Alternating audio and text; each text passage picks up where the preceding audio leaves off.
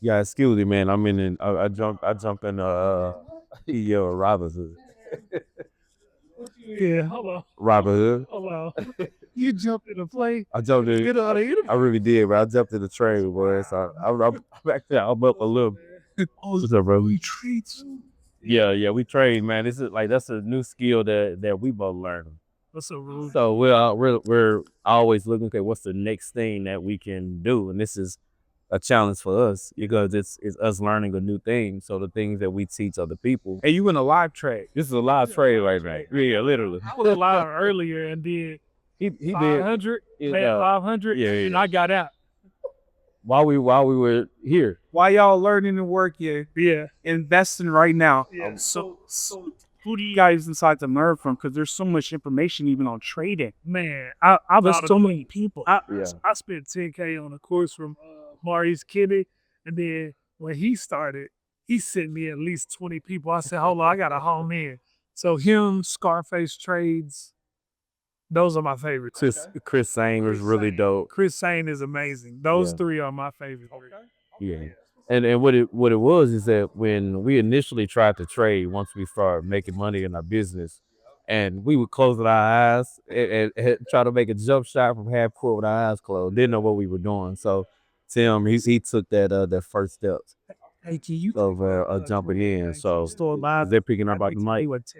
They're picking up out the mic. What you? Oh, okay. So I'll wait. Okay. Yeah, I'm really in it right now, man. I got my charts drawn and everything, so I got in about right there. So it's a small trade, but it's just a new skill. We gonna go live and do some tests. This one is Robin here, But it's good. going live, son. but I'm talking. This is duet. This is dollar. Once I'm we go up live, $48 in keep it live. right now. So I'm just. But it's one of those things where it's like again, we're just honing and locking in the. Because it is a skill. It is a skill. It's a skill. It's Not just a gamble, it's a skill. But here's what I've realized so far with trading, and I've realized this with everything that we've been able to do with our business. Excellence doesn't come without discipline, right? And so for us, we've always strived on, okay, how do we become more disciplined? How do we pursue excellence? What are the things that we need to do to get us to that next tier, that next level? So you asked me earlier about, kind of how we got to the place where we were.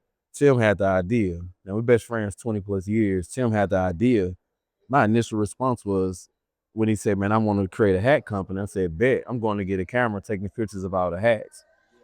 We hadn't seen anything in front of us yet because it hadn't been done before. We don't come from backgrounds of entrepreneurship. We don't have success that's close to, like, reachable to us.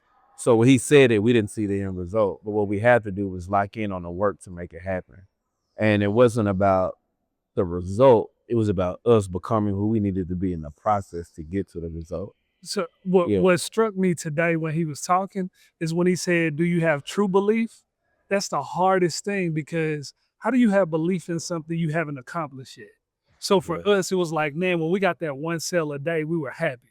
But then when we realized at this point in our life, if we got one sale a day, we'll be panicking because now it's like you want to do 100 orders a day every single day. Yeah. Right? If you're doing one order, it's like, oh no, this is not where we're supposed to be because our belief has expanded, where we are has expanded, and now we have an expectation of more and greater Yeah. because we know what it can go to, right? Yeah. So when we do research and see that Coach brand is doing $500 million a month, we look at our brand and be like, okay, we're doing 300,000 or 400,000. Look at how much room we have to grow, and we believe that we could do $1 million. 100%. It's a different expectation. I got Yeah. chilled because I was on this webinar and they talked about having a mind frame. There's two type of mind frames people can have.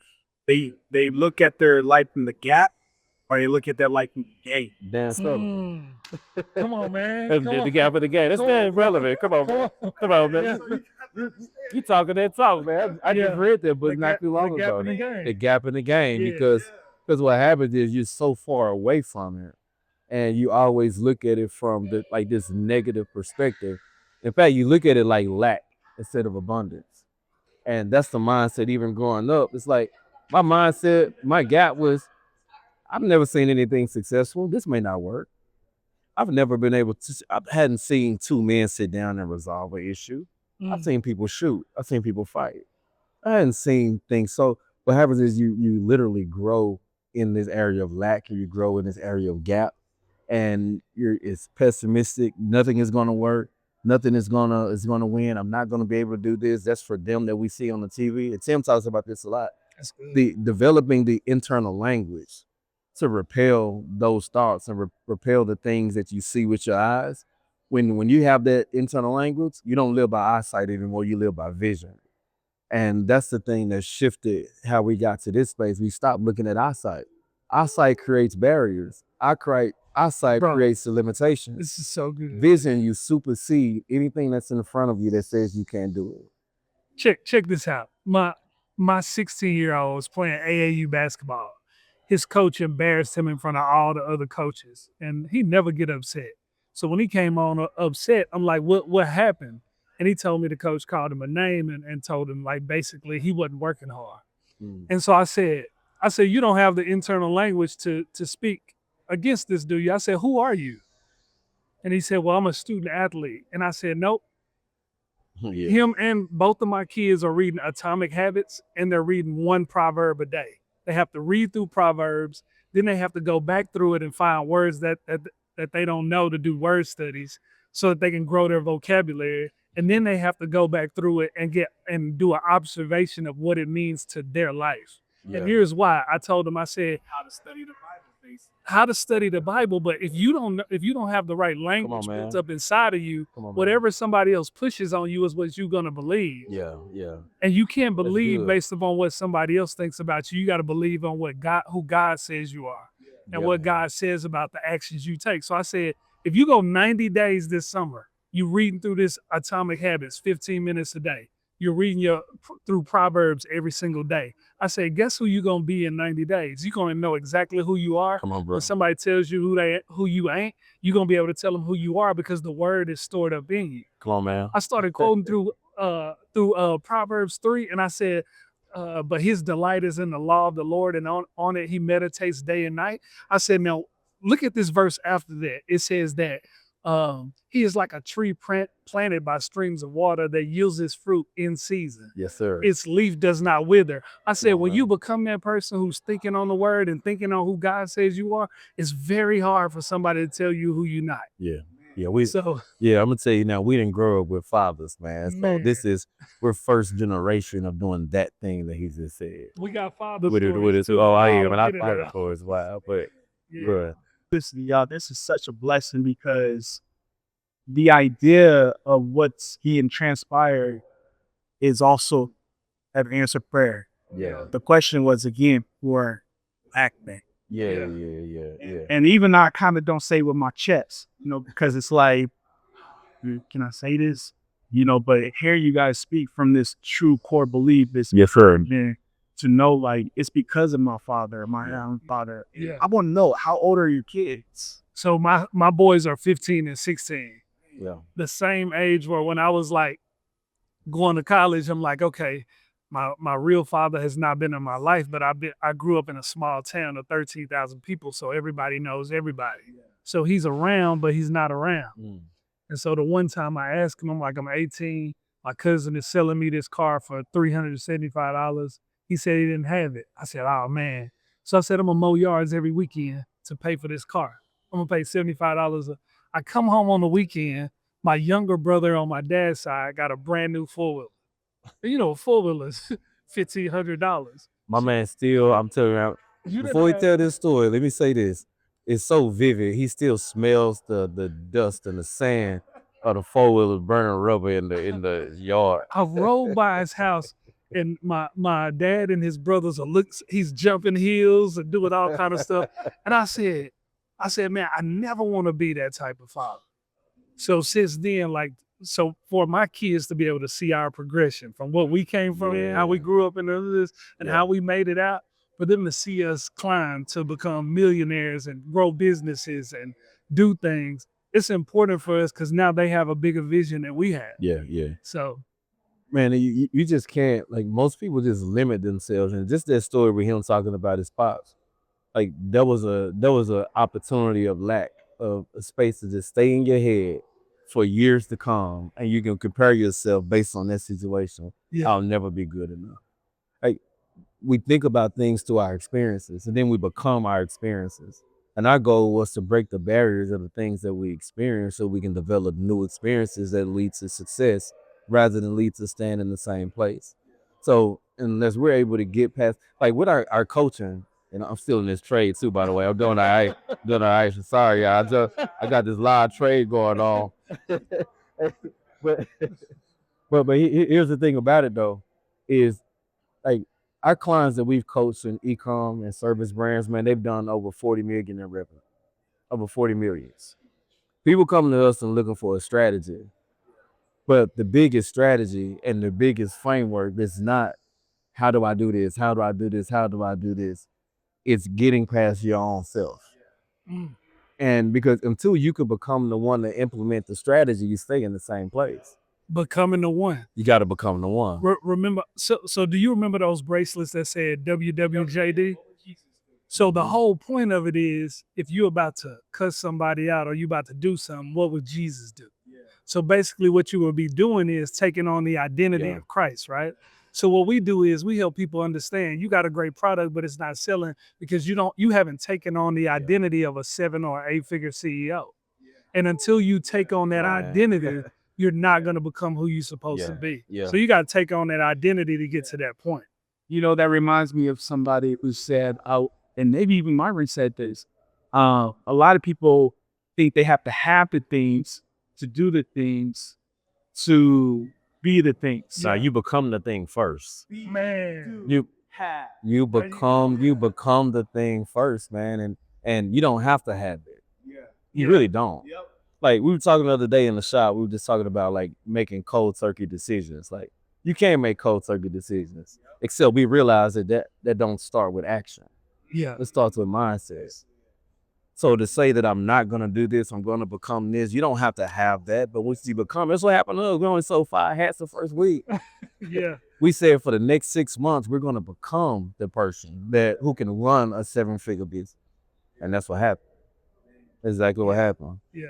Meanwhile, I'm telling you right now, I just got this big candle right here, man. So You to the other side? to the other side. How much? To the other side. It jumped. I only did this for small contracts, man. But I'm about to get out this trade. Go ahead and get out of I don't want to see discipline. You never want a green play to turn red. Go ahead and jump out of there. Well, I got to get out of Which one is this. this? This Robin Hood. Oh, okay. Well, Yeah. Well, man, check this out, bro. And this will be my last thing, man. Like, inputs, most people want the outcome without focusing on the inputs. But it starts with the input. When you start putting in the right stuff, the outcomes start to happen because of the inputs. What I loved about what Myron said is he wasn't focused on how much the channel made. He was just focusing on the fact of it's me versus me. Come on, man. I want to get better with my YouTube video every time I put out a new one. Yeah. Right? And then this is what he says. I submit to you in his videos. I submit to you if you do these things, you'll get these outcomes. Yeah. So focus on the inputs. Yeah. And the outcomes will happen just based upon who you're becoming. That's the hardest concept for people to see. They just want to see what's the result. How do I get to it? Because it's the work. being better to most people is just only measured by the results anyway. Yeah. Like if I only know how good I am by the results that I'm getting, but we're like, now being better is measured by the discipline that you have, the consistency you have, the effort that you put in. Like, are you willing to do it when you don't feel like doing it? Like getting better is overcoming those hurdles. And I promise you, man, all of it is internal. And It is. I'm talking to my boys last night, and we were just thinking it, and we were going through words. And you know how you always say procrastination is the enemy of execution? Yes, sir. I told him, I said, procrastination is an emotional response to yourself to the thought of discomfort. Yes, sir. It's an emotional That's crazy. response to yourself. As soon as you think about, Yeah. as soon as you get up and you think, oh, I got to do this, well, I want to lay down a little bit more. I said, if you got nothing else that's uncomfortable that you have to do, you get up at 7 o'clock to play the game. It's crazy. But when you got stuff to do, man, it's 6:45. Why you not up for school? But logically, you know you're supposed to do the thing. Watch how these two connect. So what'd you say about procrastination? It's the what? The emotional what? Response to yourself in response to discomfort. When you're moving by emotion, you abandon our intellect and logic. So both of those things go hand in hand. Like you Man. said, if I gotta get up and go to school, when I get up and go to school, I gotta do the thing for my business. Well, being emotional can lead to procrastination, but at least you're not doing the thing that you know you're supposed to do. So when we say success leaves clues, you have to do the things that success is attracted to. Discipline, developing high habits, owning your day versus reacting to your day. So we don't wake up and jump. We talk about this all the time. We don't wake up and jump right into social. Let me see what's going on. In fact, let me respond to yesterday's worries and concern from people that don't even know me. Yeah. Now we get up when we get in our closet. We pray. We reading our books. We doing those things that's gonna help us own our day, not be responsible to it out there. Yeah. And those are the high habits, man. Come on, man. That's Yeah. the mic drop moment, brother. Yeah, yeah, Man, bless you, bro. Bless you, man. Right? yeah. Much love, bro. Much love. Was not even ready, but ready. Yeah. Like y'all don't understand this. These were unplugged. Something he said in there, becoming the one. You know what I mean? Like, which it's like something. Got that tattooed on the one. Yeah. That's our thing. Yeah. So they're unplugging people freely. And I hope God continues. I know God is going to continue to bless y'all on the higher, bigger levels, man. Yeah. Even just with the trade, it jumping up like that. Yeah. Come on. You guys are being obedient to the call, obedient to what is attractive to God, Yeah. just discipline, post gratification, consistency. Yeah. And you guys share so many drills. And I mean, this channel, my company's called Dream Margin Believe, but Oh, I love that, bro. you said something that he said, do you really believe? Yeah. And that's what Christ asked Peter. Do you really love him? Yeah. Then be my people. Come on. Believe leads to action. Come on. Yeah, Very point. Come on. yeah. After he's asked if he believed, go build my church. Go on. take action. Yeah. Come on. Come on. Come on, bro. Good stuff, bro. Much love, big dog. Yeah, that's really good, bro. Yeah, that's y'all brought it in, man. I prepped y'all with 2 questions and it flew.